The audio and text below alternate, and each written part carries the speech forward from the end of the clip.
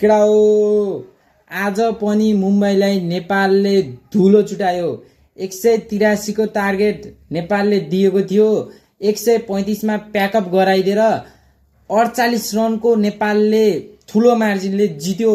अनि यो जितमा शेख ब्रोदरको ब्याटिङ र सन्दीप लामिछानेको ओपी बलिङ को त के कुरा गर्ने के।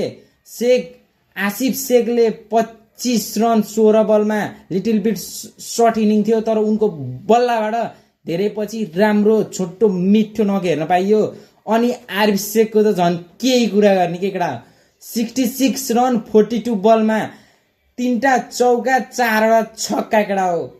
आज चाहिँ आसिफ शेखको र आरिफ शेखको धोचु दामी ब्याटिङ हेर्न पाइयो। अनि हाम्रो सन्दीप लामिछाने बीपीएलमा धमाका मचाएर नेपालमा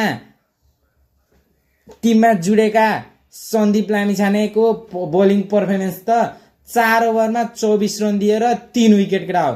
पहिलो विकेट त झन् यस्तो गुग्ली फालेको थियो, त्यो मुम्बईको खेलाडीले त पक्रिनै सकेन, सिधै बोल्ड आउट के केटा हो। बुझेनस्?